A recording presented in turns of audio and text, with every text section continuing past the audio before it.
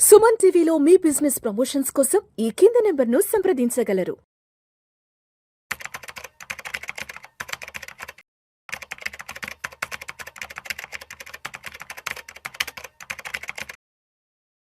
Sir ప్రభు గారు నమస్తే sir. నమస్తే అండి విష్ణు గారు. Welcome to Vishnu talks. Thank you sir, thank you for calling. So Prabhu గారు, బంగారం వెండి ధరలు తారా స్థాయికి వెళ్ళిపోతున్నాయి, దగదగ మండుతున్నాయి, దగదగ మండుతున్నాయి, ఆకాశానికి వెళ్ళిపోతున్నాయి. అంటే దానికి ఏ మాట చేర్చినా తక్కువే అన్నట్లుగా వెళ్ళిపోతున్నాయి. తగ్గేదేలే అన్నట్టు. 24 క్యారెట్స్ 10 గ్రామ్స్ ఏమో ఆల్మోస్ట్ 1,25,000 క్రాస్ అయిపోయింది. వెండి ఏమో కేజీ 1,60,000కు దగ్గరలో ఉన్నాయి. ఇదంతా వింటున్నాం, చూస్తున్నాం ప్రత్యక్షంగా ప్రతిరోజు. కానీ ఇవాళ ఒక వార్త వచ్చింది సార్. ఎందుకు ఆ వార్త చూశాక చాలా ప్రశాంతంగా ఉంది. బంగారం ధరలు భారీగా తగ్గొచ్చు, రికార్డు స్థాయిలో పడిపోతాయని అంచనా, బబుల్ ఎప్పుడైనా పేలిపోవచ్చని వార్నింగ్, పసిడి 35%, వెండి 50% పడిపోయే ఛాన్స్. దేశీయంగానే కాకుండా అంతర్జాతీయంగా కూడా బంగారం వెండి ధరలు రికార్డు స్థాయిలో దూసుకెళ్తున్న సంగతి తెలిసిందే. అయితే ఇటీవల పెరుగుతున్న ధరలు బబుల్ లాంటివని ఏ సమయంలోనైనా పేలిపోవచ్చని ఆర్థిక నిపుణులు హెచ్చరిస్తున్నారు.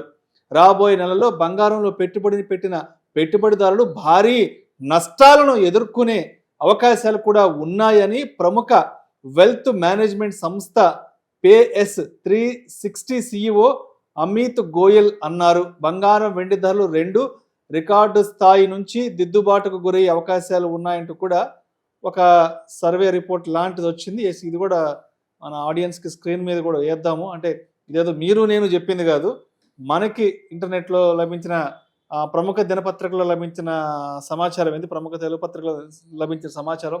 సో ఏంటి సార్, ఏంది అసలు భారీగా పడిపోవడం ఏంటి, 30% తగ్గిపోవడం ఏంటి, వెండి 50% తగ్గిపోవడం ఏంటి, అసలు నిజమేనా ఈ వార్తలు నమ్మొచ్చు అంటారా? అంటే పెరగటం విపరీతంగా పెరిగింది కాబట్టి పడుతుందనే భయం ఉంటుంది కొంచెం. ఒక రకంగా గోల్డ్ కూడా ఇంత పెరిగితే క్రైమ్ రేట్ పెరుగుద్ది ఒక రకంగా, చిన్న చిన్న వాటికే. సో విపరీతంగా ఇదవుతుంది కాబట్టి ఇప్పుడు ఎక్కడ 2,000, ఎక్కడ 11,000, 12,000 గ్రాము విపరీతంగా పెరిగిపోయింది. ఇప్పుడు షాపుల్లో కూడా చూసుకోండి, ఫుట్ఫాల్ లేదు. షాపుల్లో జనం కనపడుతున్నారు కానీ అడగచ్చు, ఎవరుంటున్నారు షాపుల్లో? మన దగ్గర ఆల్రెడీ ఆర్నమెంట్స్ ఉంటే లేటెస్ట్ ఆర్నమెంట్స్ ఏమన్నా మార్చుకోవాల్సినప్పుడు అవి మార్చుకొని బ్యాలెన్స్ ఏదో కట్టాలనుకుంటే అలాంటి వాళ్ళు ఉన్నారు. కానీ ఫ్రెష్ బయింగ్ ఫుట్ఫాల్స్ తగ్గింది.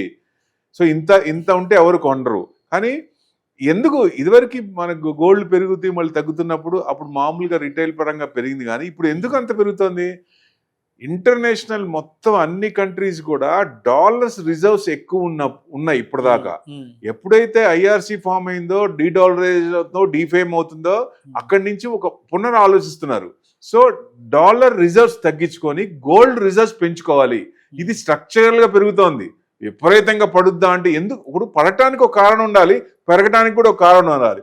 అంటే ఎందుకు పెరుగుతుందంటే ఎక్కువ చేస్తున్నారు కాబట్టి. సో కన్వర్షన్లో డాలర్ ట్యాక్స్ కట్టాలి. వాళ్ళేమో చేసే పనులు పెద్దన్న పొజిషన్ ఉన్నప్పుడు పెద్దన్న పొజిషన్ లేదు, అన్ని విపరీత పోగొడలు ఉన్నాయి అక్కడ. సో డెఫినెట్గా ఆల్టర్నేట్ ఉంది కాబట్టి గోల్డ్ రిజర్వ్స్ పెంచుతున్నారు. దానివల్లే మనకి సెంట్రల్ బ్యాంక్స్, మనకి ఆర్బీఐ ఎట్లాగో బ్యాంక్స్ అన్ని చేస్తున్నాయి కాబట్టి పెరుగుతోంది. సో ఇప్పుడు చైనా కూడా ఎప్పుడు ఎక్కువ చేయని విపరీతంగా ఎక్కువ చేస్తోంది. వాళ్ళు కనుక అమ్మటం మొదలు పెడితే, ప్రాఫిట్ బుకింగ్ మొదలు పెడితే అప్పుడు పడే ఛాన్స్ ఉంటుంది. ఏది ఏమైనా పడితే ఎంతవరకు వస్తుంది? మళ్ళీ 50,000 విపరీతంగా పడుతుందా అంటే 50,000కి వస్తుందా, 70,000కి వస్తుందా అని చెప్పలేము. అంతవరకు రాకపోవచ్చు. ఏదైనా ఏ స్క్రిప్ట్ అయినా పడినప్పుడు మాక్సిమం కొన్ని ఫండమెంటల్స్ ఉన్నవి, లేనివి కాదు.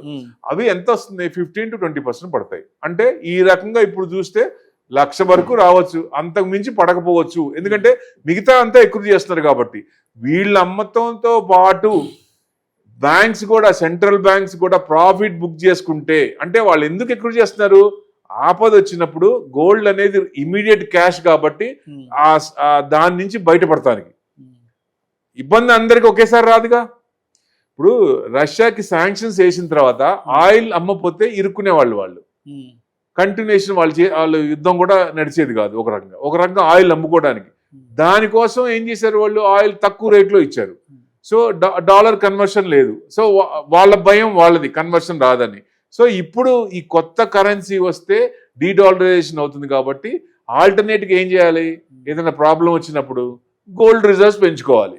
సో డెఫినెట్గా అందుకే గోల్డ్ రిజర్వ్స్ పెంచుతున్నారు. వాళ్ళ పర్సంటేజ్ ఇంకా పెరిగే ఛాన్స్లే ఉన్నాయి.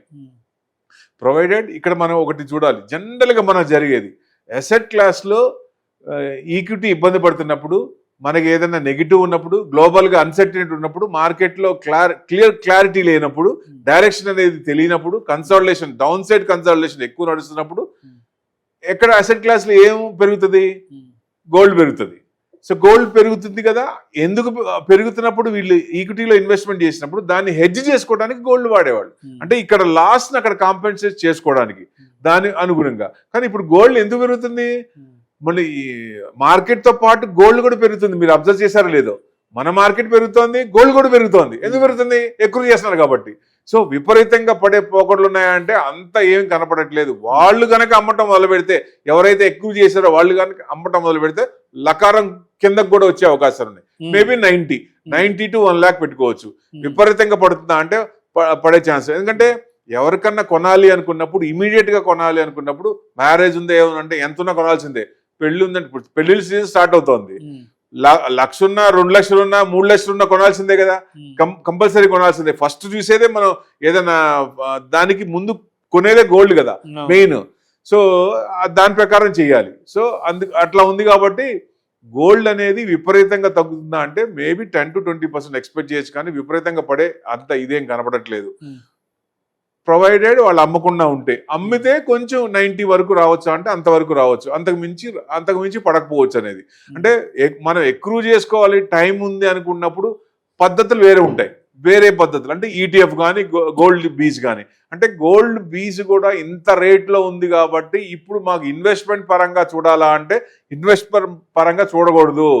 మీకు అవసరార్థం ఎంత ఉందో ఇప్పటికి కానీ, టైం ఉన్నప్పుడు కానీ ఎంత గోల్డ్ అవసరమో అంత గోల్డ్ యూజ్ చేస్తే, గోల్డ్ మనకు ఎంత అవసరమో అంతవరకే కొనండి, అంతవరకే ఎక్రూడ్ చేయండి. కొంటే అంతవరకే కొనండి. ఇప్పుడు హైలో ఉంది కాబట్టి టైం లేదంటే కొనాలి. టైం ఉంటే రేపొద్దున మంత్గా ఒక 2 years టైం ఉంది, ఎస్ఐపి లాగా మంత్ ఎక్రూడ్ చేయండి. అప్పుడు ఏమవుతుంది? ఒకవేళ పడితే లోవర్ లోస్ లో కొంటాం కాబట్టి మనకి యావరేజ్ రేట్ తక్కువ పడుతుంది. అది బెస్ట్. లేదా మనకి టైం ఉంటే ఈటీఎఫ్ పెట్టుకోండి, అది దాని ప్రకారం ఇది చేసుకోవచ్చు. ఈటీఎఫ్ లో ఎక్స్పెన్స్ రేషియో కూడా ఉండదు, చాలా తక్కువ ఉంటుంది, నామినల్ ఉంటుంది. మామూలు ఫండ్స్ లో 1.5, 2.5 వరకు ఉంటుంది. అంటే ప్రాఫిట్స్ లోంచి పర్సెంటేజ్ తగ్గే ఛాన్స్ ఉంటుంది, దీంట్లో ఉండదు. సో అందుకనే గోల్డ్ ఈటీఎఫ్ డైవర్సిఫికేషన్ ఉంటుంది కాబట్టి కొంచెం రిటర్న్స్ వచ్చే ఛాన్స్ ఉంటుంది. సో లాంగ్ పెట్టుకుంటే బాగానే ఉంటుంది. మనకి అవసరార్థం ఎప్పుడైతే ఉందో 5 years తర్వాత అనుకోండి, అప్పుడు ఈటీఎఫ్ రిడీమ్ చేసుకుని లేటెస్ట్ ఆర్నమెంట్ కొనుక్కోవచ్చు. అదే ఇప్పుడు కొనుక్కుంటే నెక్స్ట్ 1 month మారిపోతున్నాయి లేవా, కొత్త ఆర్నమెంట్స్ వస్తున్నాయి లేటెస్ట్. ఇదివరకు లాగా సంవత్సరం తర్వాత 2 ఏళ్ళ తర్వాత రావట్లేదు కదా, డే బై డే న్యూ కొత్త వస్తున్నాయి కాబట్టి ఎప్పుడైతే అవసరం ఉందో అప్పుడు రీడీమ్ చేసుకుని లేటెస్ట్ ఆర్నమెంట్ కొనుక్కోవచ్చు. ఇన్వెస్ట్మెంట్ పరంగా గోల్డ్ చూడకూడదు. మరి ఎక్కడ పెట్టాలి? మెటల్స్ లో ఎక్కడ పెట్టాలి? Alternate silver. ఇప్పుడు ఏదైనా ఫంక్షన్ కైనా వెయిటింగ్ సిల్వర్ యూసేజ్ పెరిగిపోయింది. రిటైల్ లో ఎక్కువ మంది గోల్డ్ 12,000, 13,000 ఉంటే ఎక్కడ కొంటారు? గిఫ్ట్లు ఇవ్వడానికైనా మనసు ఒప్పదు కదా. సో ఆల్టర్నేట్ ఏం కొంటారు? సిల్వర్. నేను ఎందుకు తగ్గాలి, దానికంటే తీసిపోనా అంటే అది సిల్వర్ కూడా పెరుగుతోంది. సిల్వర్ స్ట్రక్చరల్ గా పెరుగుతోంది. గోల్డ్ ఆర్బీఐ బ్యాంక్స్ ఎలా ఎక్కువ చేస్తున్నాయో సిల్వర్ కన్జంప్షన్ పెరుగుతుంది, ఇండస్ట్రియల్ యూసేజ్ పెరుగుతుంది కాబట్టి పెరుగుతుంది. అది మీకు 2 lakhs వరకే మొన్న అనుకుంటే ఇంకా 2 lakhs దాటే అవకాశాలే ఉన్నాయి. కన్జంప్షన్ అంటే డిమాండ్ ఎక్కువ ఉంది, మైనింగ్ తక్కువ ఉంది, ప్రొడక్షన్ లేదు. ప్రొడక్షన్ తక్కువ ఉంది, డిమాండ్ అంత లేదు. సో సప్లై డిమాండ్ ఎక్కువ ఉన్నప్పుడు రేట్ పెరుగుతూనే ఉంటుంది. ఎక్కువ యూసేజ్ ఉంది కాబట్టి 2.5 నెక్స్ట్ 5 to 10 years టార్గెట్ పెట్టుకుంటే 2.5 వరకు వెళ్ళొచ్చా అంటే ఈ లోపలే ఎప్పుడైనా రావచ్చు. ఇన్వెస్ట్మెంట్ పరంగా అయితే సిల్వర్ లో చూడటం బెస్ట్. గోల్డ్ అయితే అవసరార్థం ఎంత ఉందో దాని ప్రకారంగా చూసుకోవడం బెస్ట్. టైం ఉంటే స్టాగర్డ్ మేనర్లో కొనటం మంచిదని. Right sir. Thank you so much Prabhu గారు.